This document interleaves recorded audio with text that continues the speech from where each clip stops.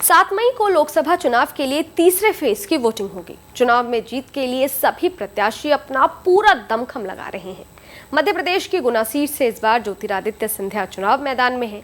ये छठी बार है जब सिंधिया लोकसभा का चुनाव लड़ रहे हैं। सिंधिया चुनाव में जीत के लिए वोटरों को साधने के लिए अपनी पूरी ताकत झोंक रहे हैं।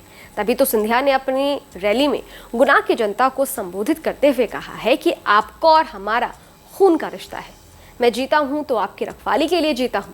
किसी भी संकट की घड़ी में सिंधिया परिवार आपके साथ हमेशा खड़ा है। सिंधिया का भाषण तो दमदार है, लेकिन क्या ये भाषण वोटरों को साध पाएगा? क्या सिंधिया अपनी भीड़ को वोट में बदलने में कामयाब होंगे? गुना सीट का सियासी समीकरण क्या कहता है?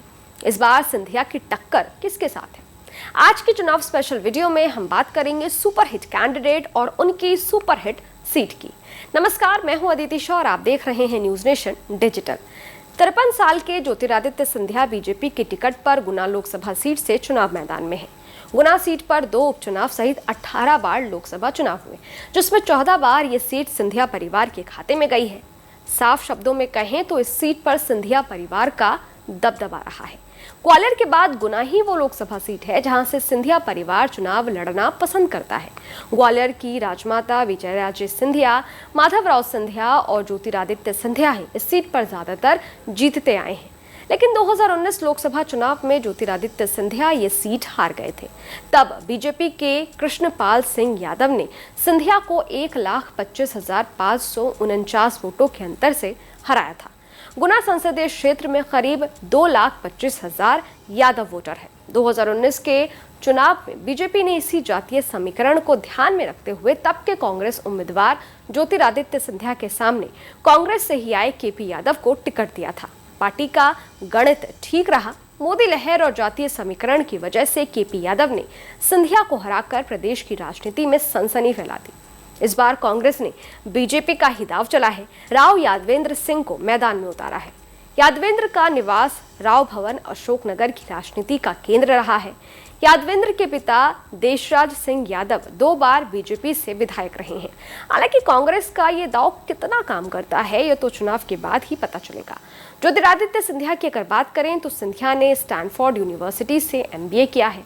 पिता माधवराव सिंधिया के निधन के बाद उन्होंने राजनीति में एंट्री ली। 2002 में हुए उपचुनाव से लेकर 2014 तक सिंधिया 4 बार सांसद चुने गए। सिंधिया 2009 में केंद्र की UPA सरकार में उद्योग मंत्री रहे। हालांकि 2019 में केपी यादव से लोकसभा चुनाव हारने के बाद 2020 में सिंधिया कांग्रेस छोड़कर बीजेपी में शामिल हो गए।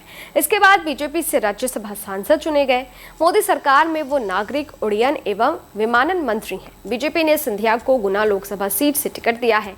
सिंधिया के जीत के लिए उनका परिवार उनके लिए चुनाव प्रचार कर रहा है। ज्योतिरादित्य सिंधिया के लिए उनकी पत्नी प्रियदर्शनी राजे और बेटा महान आर्यमन प्रचार कर रहे हैं।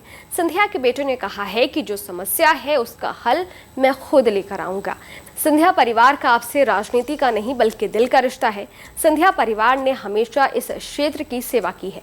खैर, अब देखना यह होगा कि गुना लोकसभा सीट पर जीतकर ज्योतिरादित्य सिंधिया अपना गढ़ बचाने में कामयाब हो पाते हैं या फिर 2019 लोकसभा चुनाव की तरह वो ये सीट हार जाते हैं। आपको क्या लगता है? कमेंट बॉक्स में जरूर बताइएगा। देश और दुनिया की तमाम खबरों के लिए देखते रहिए न्यूज नेशन डिजिटल, मेरे यानी अदिति शाह के साथ। शुक्रिया।